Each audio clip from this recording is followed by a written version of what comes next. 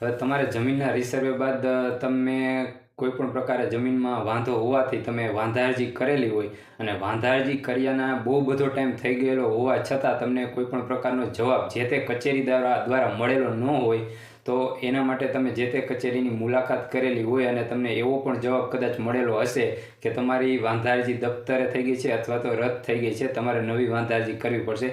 તો આ અંગે પણ કાયદાકીય જોગવાઈ છે. આને તમે કાયદેસર રીતે કોર્ટ સમક્ષ પડકારી શકો છો અને કાયદાકીય પગલાં લઈ શકો છો, અન્યથા તમે નવી અરજી કરી શકો છો. હવે વાત એ રહી કે વાંધા અરજીની જે આપણે 21/3/2020નો પરિપત્ર છે સેટલમેન્ટ કમિશનર અને જમીન દફતર વિભાગ ગાંધીનગરનો, એમાં સ્પષ્ટપણે એવું લખવામાં આવ્યું છે કે વાંધા અરજી આવ્યાના 90 દિવસની અંદર વાંધા અરજીનો નિકાલ કરવાનો હોય છે, પણ અત્યારની સ્થિતિએ એવું કશું થતું નથી. અત્યારે 1 વર્ષનો સમય વીતવા છતાં પણ વાંધા અરજીનું કોઈ સોલ્યુશન આવતું નથી, કારણ કે બહુ બધી વાંધા અરજી આવેલી છે.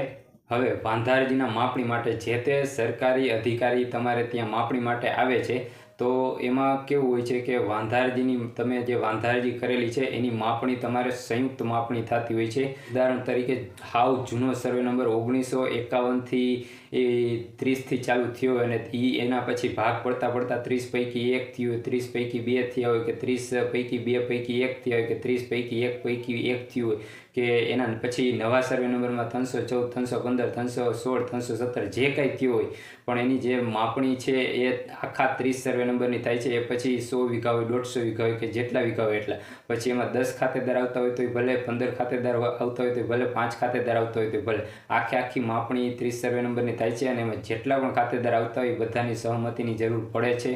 અને જો કોઈ આ બાબતે સહમતિ નથી આપતું તો પણ આ મેટર પછી કાયદાકીય રીતે લડવી પડે છે અને એનું સોલ્યુશન લઈ આવવું પડે છે. એટલે આ રીતના એની માપણીની પ્રોસિજર હોય છે અને સહમતિ આપ્યા બાદ માપણી થાય છે.